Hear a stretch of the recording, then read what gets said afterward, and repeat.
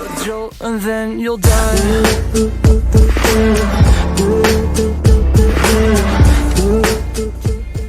Hey, what's going on guys? Exquisite back with a brand new video for you today, and they just released the update with all the information for season 2 The Broken King, which will be releasing on 11/19, which is a Thursday. That release for that maintenance will be about 8 hours they're saying, and for the details it's going to be in the images, and we're going to get right into that. So to start it off, we have the new adventure district. Added new adventure districts 8 through 13. Unlocks after clearing Tartarus 7/7 on normal difficulty. District 8, the name is going to be called Dante's. District 9, Bowtiger. District 10, Moryu. District 11, Crypt. District 12, Vein Maze. And District 13, Avalon, will be the last stage. Avalon being the castle where Ingwe is trying to destroy, and Arthur is trying to stop Ingwe from burning up the whole Avalon forest and Avalon castle with it. The future posts of details of the new district could be changed, and they are going to be releasing another post for the details later on for these districts. Let's get into the next. We have the new runes can be acquired in our newly added adventure districts, and necessary AP for each difficulty has been adjusted. So for normal, they're going to be releasing 2 to 4-star runes you could get, and that'll be 4 AP. Hard is going to be a 3 to 5-star rune, 5 AP. Conqueror 4 to 6-star rune is going to be 6 AP. The rune grade is only up to rare, so you can only get white, green, and blue rarities. So no epics or legendaries just yet. And the final stages acquire an additional 1 AP, so that'll just be your boss stages of those districts will be an extra AP. The new rifts were added, so it'll be the new 3-star heroes that they're adding. So it's going to be 5 of them has been added. A masked owl, a crypt golem, stone gargoyle, a boglet, and vine puppet. Zoom in to see these actual new monsters. So there's your masked owl, pretty cool. The golem looks like a defense unit. Stone gargoyle, probably kind of just normal to the other gargoyles. Boglet kind of looks like a jester, a dark jester. And vine puppet, it's going to be like a tree type knight.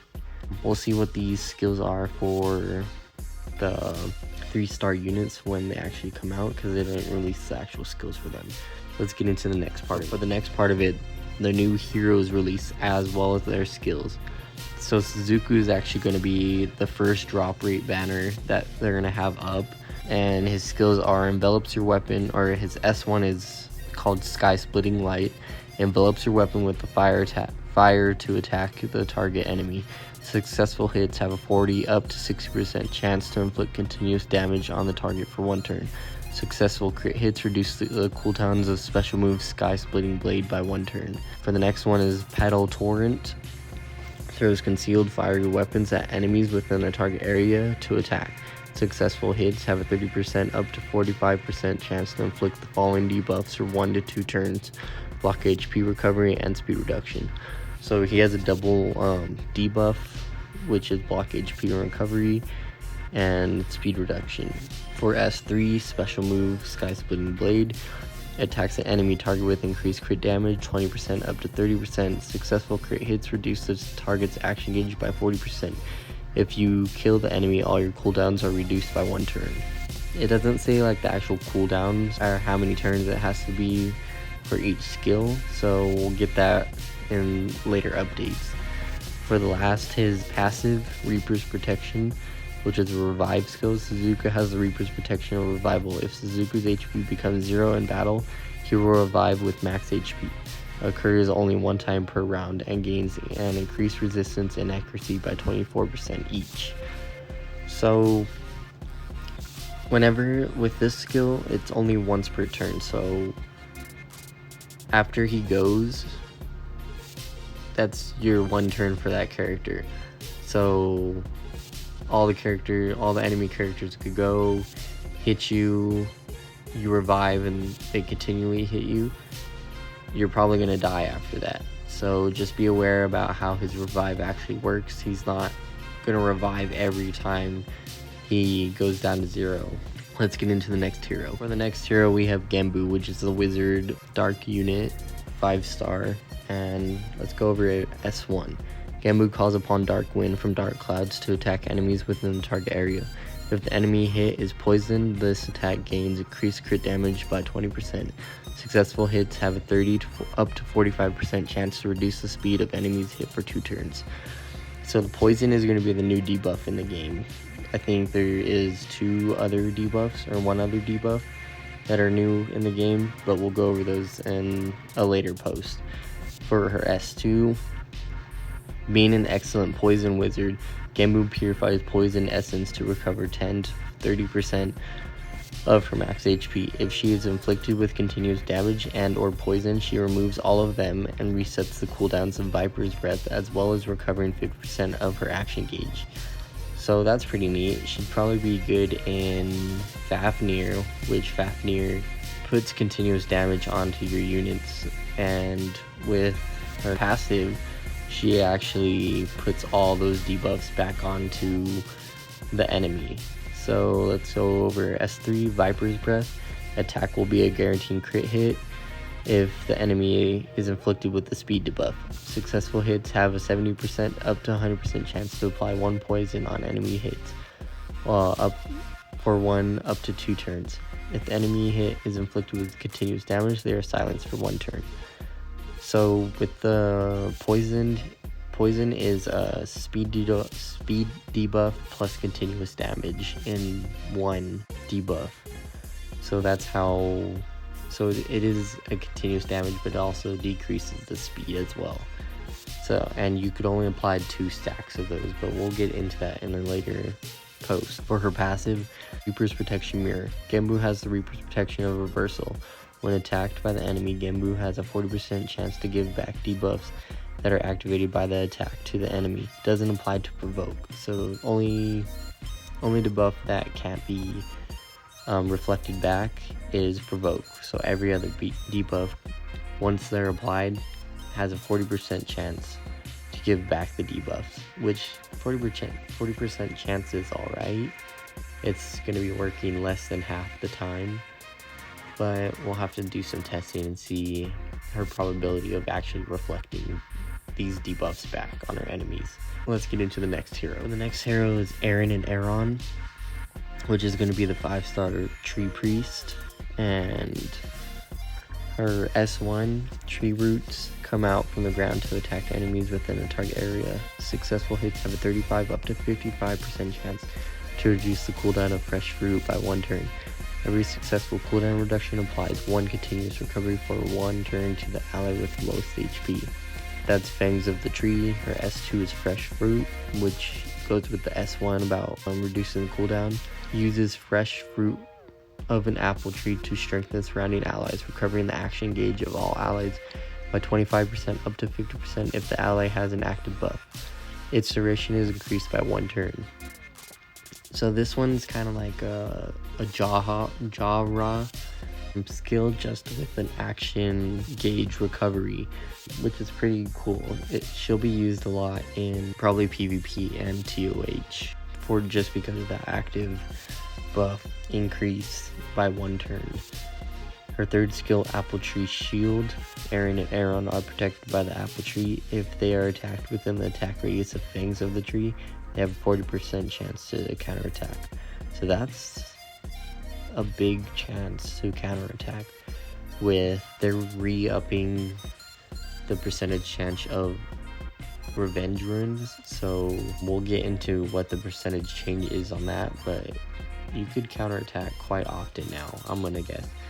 So they're kind of saying, yeah, we didn't add violent runes, but we're gonna up the chances of what kind of is violent runes.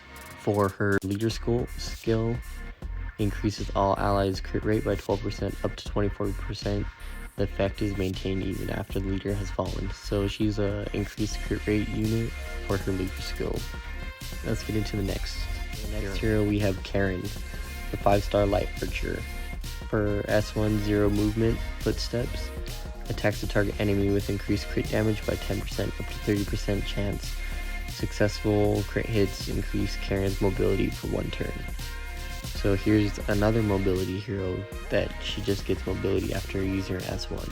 S2 is second movement called Vortex. Karen's music becomes a vortex to attack enemies within the target area. Successful hits have a 40% to 60% chance to reduce the defense and or mobility of enemies hit for 1 turn.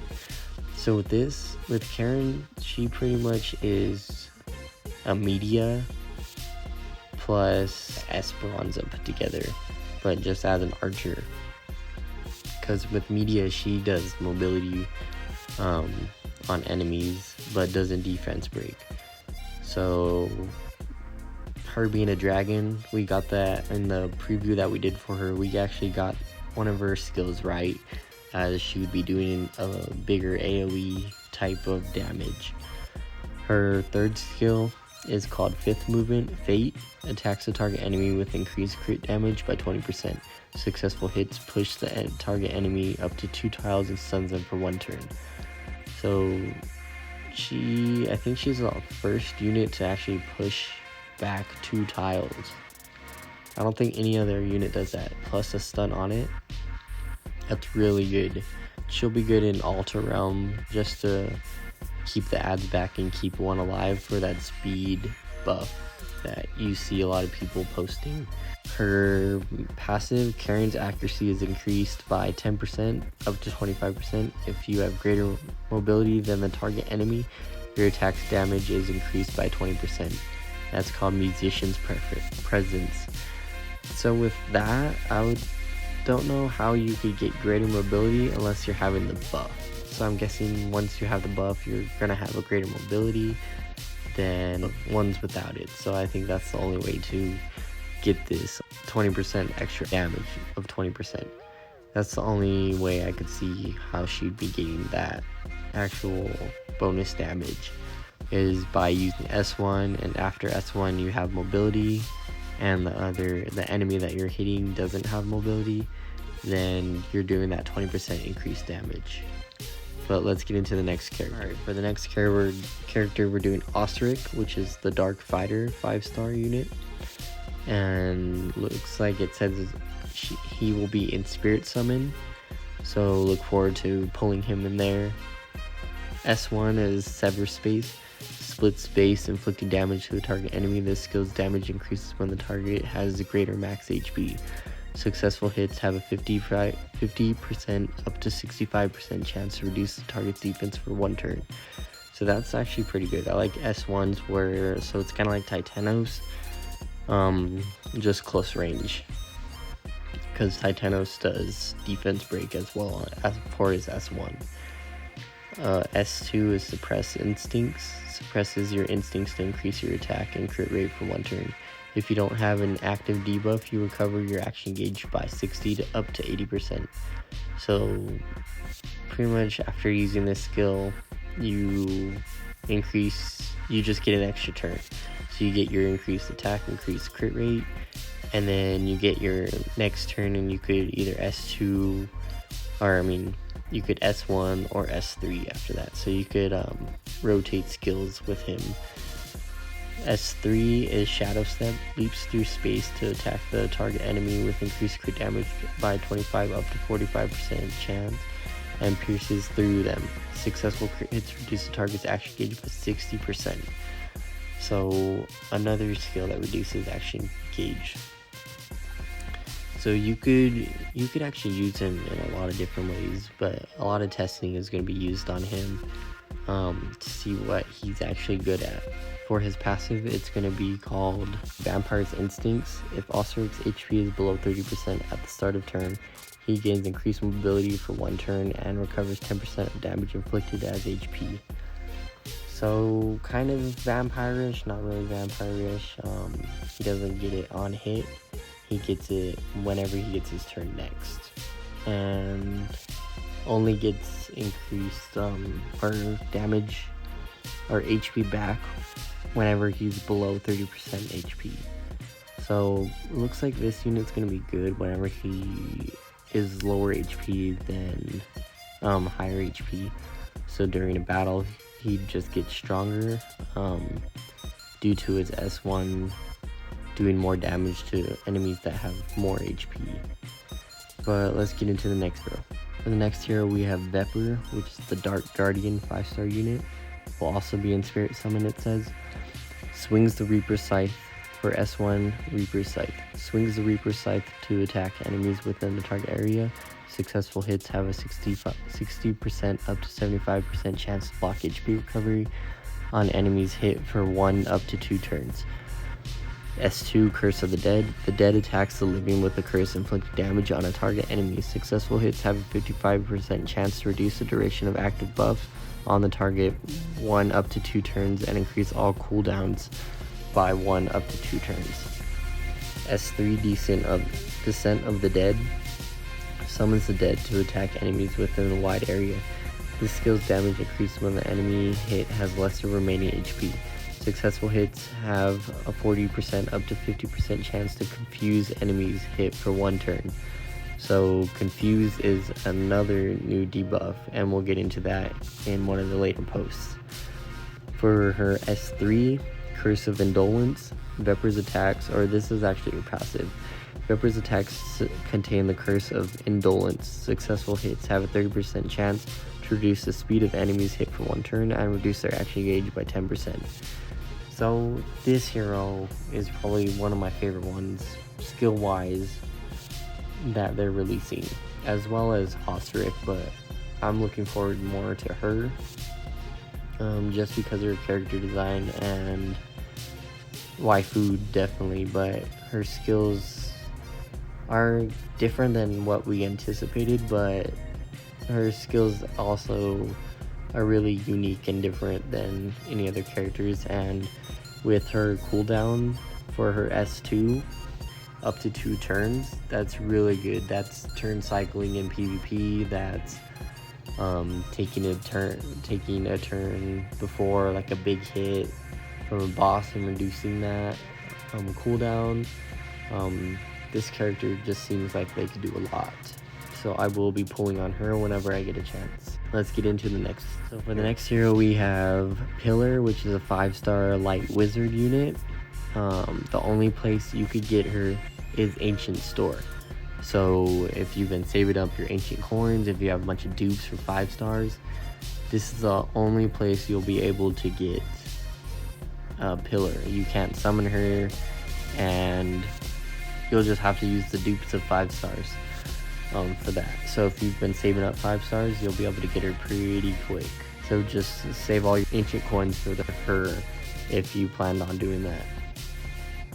Her S1 is Light's Gaze. Cast sunlight onto the ground to attack enemies within the target area. Successful hits have a 60% up to 80% chance to inflict 1 continuous damage on enemies hit for 2 turns. S2, Blessing of the Sun. Pilar protects herself by receiving power from the sunlight. Grants a shield for 8% up to 20% of her max HP for 1 turn. S3, Sunsport Explosion. Attacks enemies within the target area. This skill's damage increases when the enemy hit has greater max HP. Successful hits have a 35 up to 50% chance to stun the enemy's hit for 1 turn. If the enemy hit has continuous damage, their defense is reduced for 1 turn. Her passive is called Watcher's Gauge. Pilar becomes immune to mobility and action gauge reduction debuffs. If Pilar has a shield at the start of the turn, she grants increased speed to all allies for 1 turn and reduces the duration of their debuffs by 1 turn. So she's going to be good paired up with other characters that give shield. So Irene, Titania, Tesla, tons of other heroes that have shield type skills that give to other units. So that would be what I would say, pair her up with units that already give like a passive or a skill wide shield, and she'll just put more, she'll give your team speed as well as reduce debuffs on your units with that. And it says Bedivere will be added later. The information above may change before the update. So all these character skills could be changed before updates. So these aren't set in stone how their skills are going to work. They're just a brief description of them or how they work and are subject to change. Let's get into the next post. These are going to be the 3 new hero skills that we went over with the past heroes. They are going to be the new debuffs. So the first debuff is called Confusion. Afflicts the target with confusion, automatically moving the target to a random location and immediately ending their turn for number amount of turns they haven't decided yet. However, for sleep, stun, and reduced mobility, the target ends their turn at their current location. If provoke and confusion are applied at the same time, confusion is applied first, then provoke. So confusion will teleport them to a random location and then immediately ending the turn, and then provoke will kick in. Poison, this is the other new debuff, applies both continuous damage and reduced speed.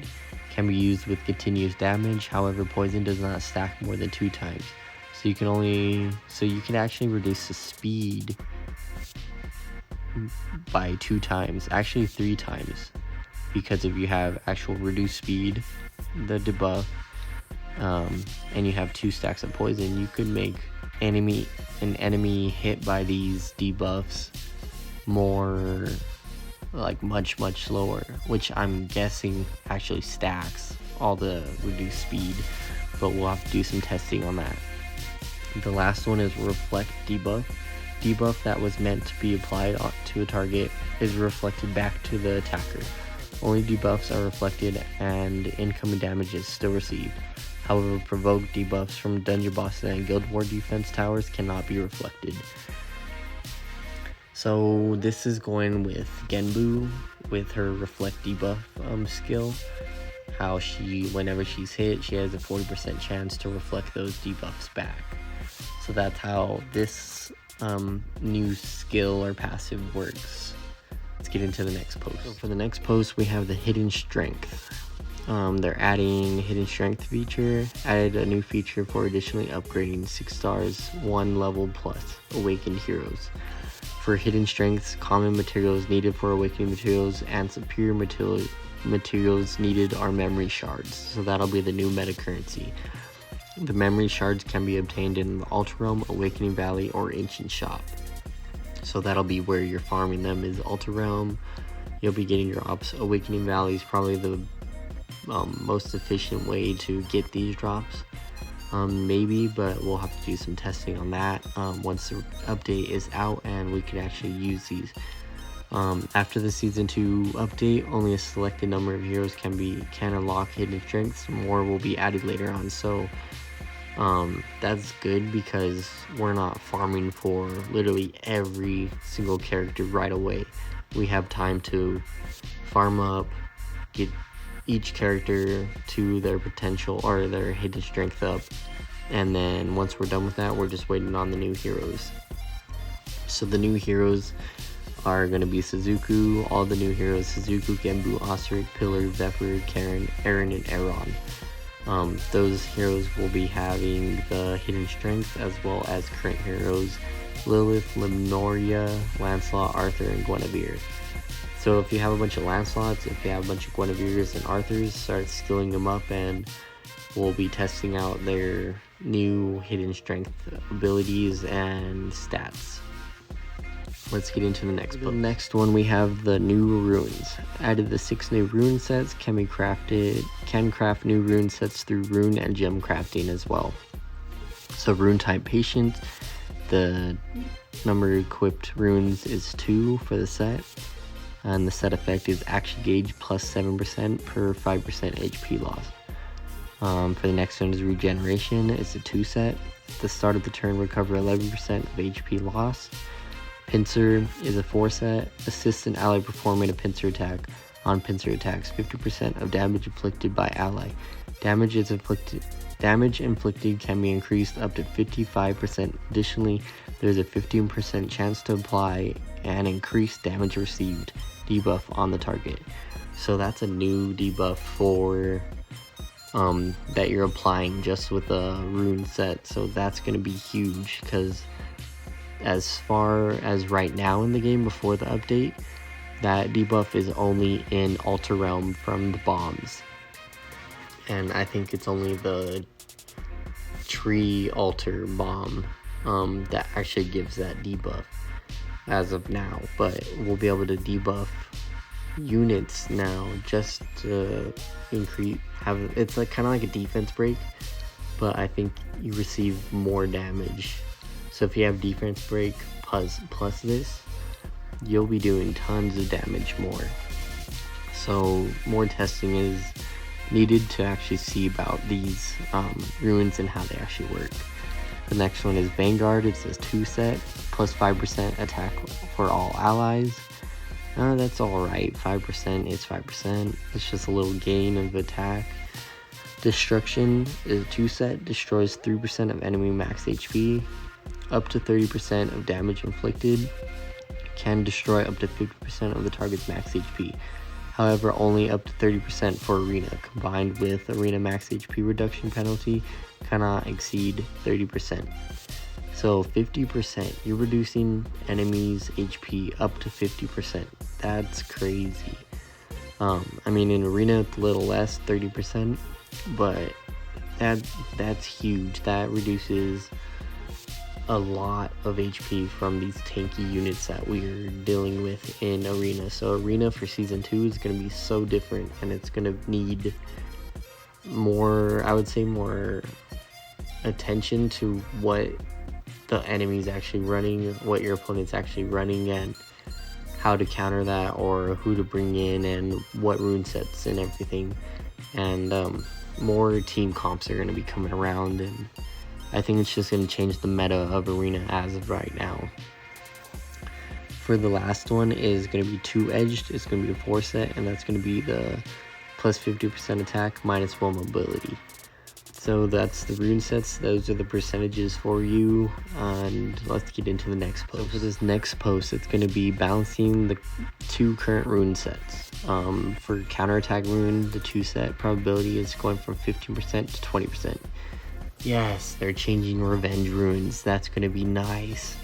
So with that, it's a 5% increase. So if you're running 3 sets, which is 6 altogether runes of revenge set, that's 60% chance of counterattacking, which is huge. That's a big change, and it's hopefully feels like it's gonna actually counterattack now. And Vampire set is a 4 set. Instead of 30%, now it's going up to 35%. So these 2 runes are getting buffs. Obtainable rune group change for rune dungeons. Fafnir is getting the regeneration rune, which is a new rune, and Sealed Armory is getting explosion runes now. So instead of getting explosion runes from Altar, now you can get them from Sealed Armory. And the 5 new rune sets will be included as rewards for the new rune dungeon that will be added in the future. So like we talked about in previous videos, they're going to be releasing a new boss monster that you could farm for these runes. So stay tuned for that new rune dungeon that will be added in the future. Explosion runes are now exclusive runes from the Altar Realm boss, Inquisitor of Fire. Hidden strength material memory shards can be obtained in Altar Realm. Made changes to UI due to the addition of new runes, rune crafting packages, items, rune management, changes made to filters, in-game help pop-ups, and tutorial pop-up UI. So a lot of rune changing has been going on, and I think it's a good thing. Let's get into the next post. For the next post is going to be the select summon feature, which is game changing, I think. So 1 time per month you can select 1 5-star water, fire, tree hero, excluding the combined heroes, as your 5-star summon. So with that, you could select the heroes that you're missing, and whenever you've got everybody on the drop rate banners and you're missing anybody else, you could select that hero. You can only select one, and once you get that hero, you're pretty much done on that summoning for that whole month. It's just a way to get those missing heroes that we're waiting on. When a 5-star hero is to be summoned, the select hero will appear first. However, 5-star hero summon rates are the same as current hero summons, where 3 to 5-star heroes are summoned according to summon probability. You must clear a specific adventure district before you can use the select summon feature. Available select summons are reset on the first of each month at 000. Available select summons will not disappear until you summon a 5-star. If summoned, you cannot use the select summon feature anymore for that month. Unlike heroic summon, guaranteed 1 4-star and up does not apply to the select summons. So this is pretty much just to get that one 5-star. That's all you're going to be pulling for. Hopefully the probability is fair, where you could actually get a chance at pulling it. You're not spending thousands and thousands of gems just to get these heroes. Hopefully there is a step up type of addition with it, like how regular summoning is, where I think it's 3,600 gems to get an L&D, and with the prior goals hitting, you get promotion fairies, you get legendary scrolls, or advanced scrolls, and or if it's tied in with the other banners as well, but we'll see about that when the update actually comes out. Let's get into the next post. So with this next post, they made changes to the in-game UI. It has been improved to enjoy battles, they said, to intuitively enjoy the battle. So hopefully AI is a lot better and not as dumb as it has been. Whenever it could have used this skill but used this skill, and let's hopefully they changed a lot of that. Improve the pause function for the in-game. Changes to the pause mode when coming back to the co-app after minimizing it, so it pauses it instead of keep it in like a stasis type of thing.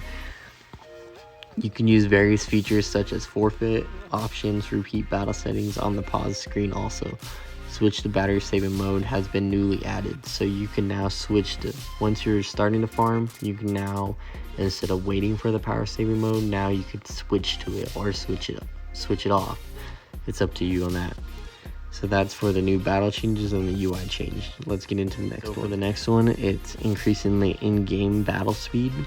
In-game 3 times speed is 1.6 times faster than the current 3 times speed now, so we're definitely going to see a difference on that.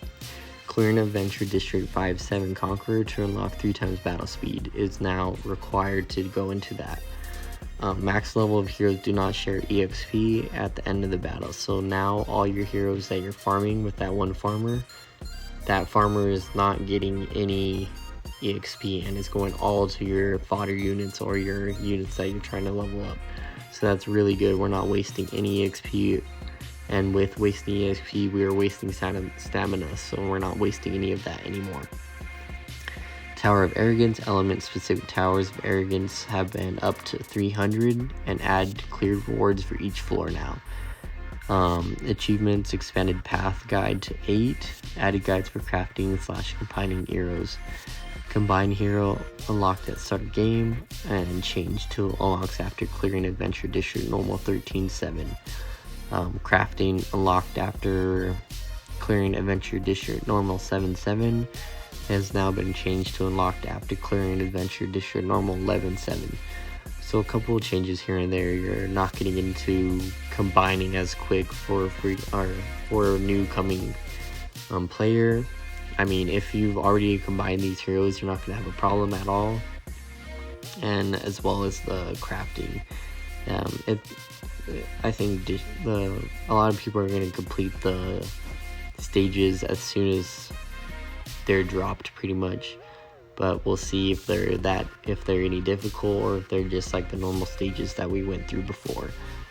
Let's get into the next post now. This is the main quest.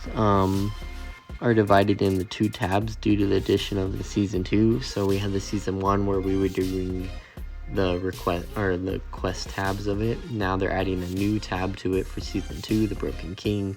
So we're gonna get new achievements, new quests to do, and more rewards to get. If you've already completed all those, then look forward to more rewards. For the daily missions and achievements, now we have a feature where we could receive all. It's just quality of life right there.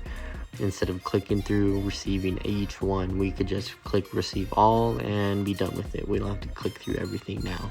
So that's really good. It's just a quality of life thing that they're adding. And let's get into the next part. The next part is going to be store. New items have been added to the ancient store. Pillar pieces, which we went over. That's the only place you're going to be able to get her.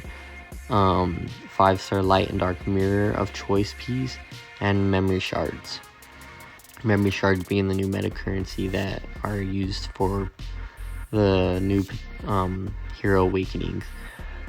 The 5-star light dark mirror of choice pieces, after collecting 100 pieces of this, will allow you to select a light and dark you previously owned to summon. So you're only summoning a previously owned 5-star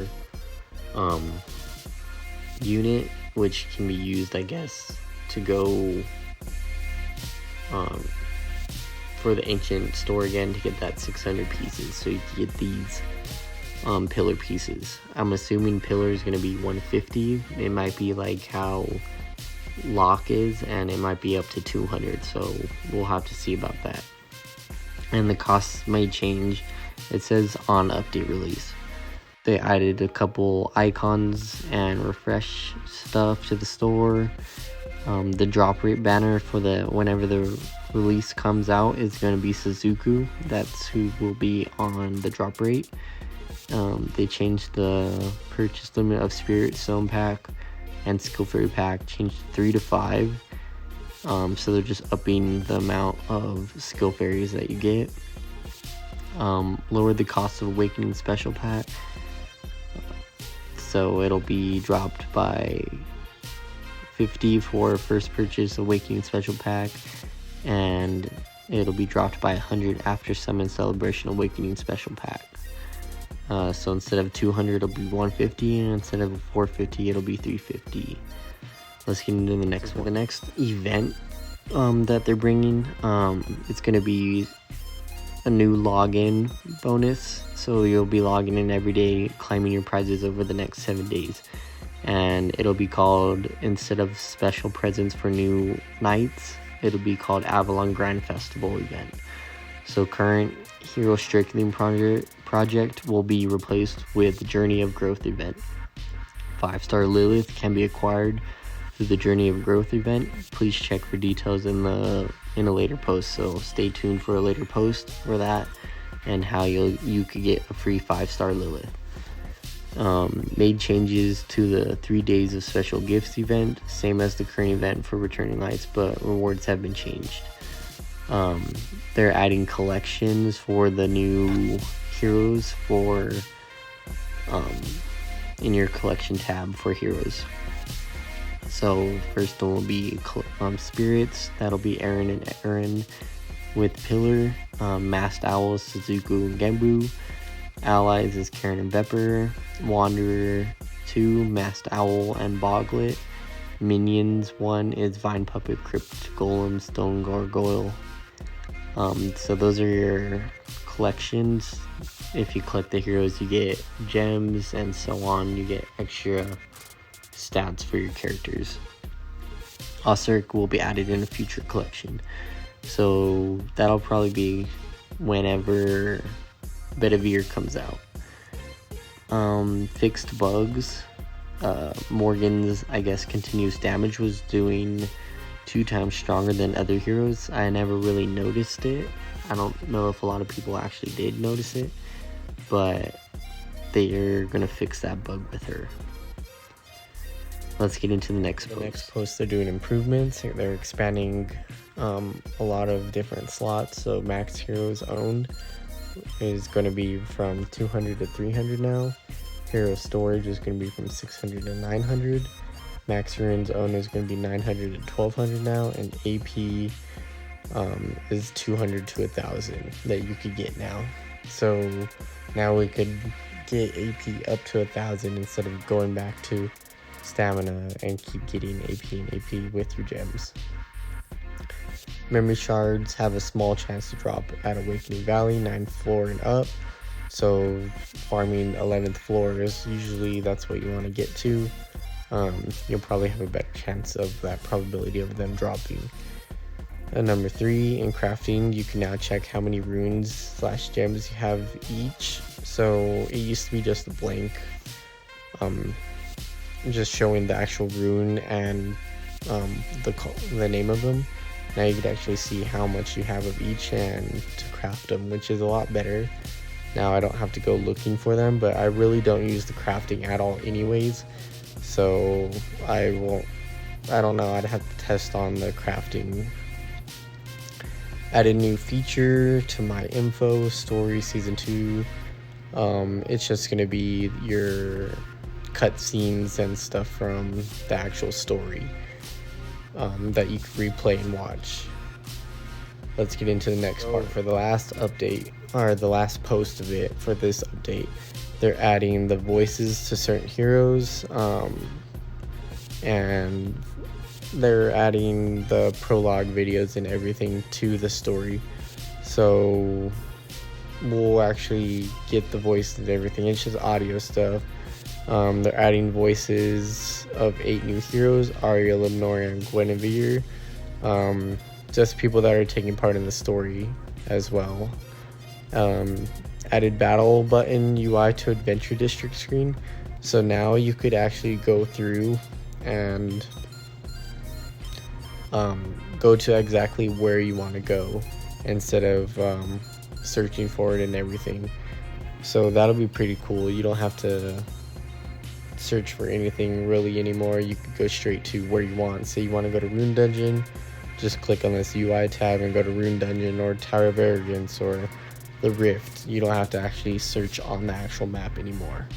They're also changing the loading screen. So right now it is like Titania going through a gate with a couple other units behind her, and now it's going to change to this loading screen, which is going to be the season 2 cover art that they've been showing around. And this will be it for all the updates as of right now.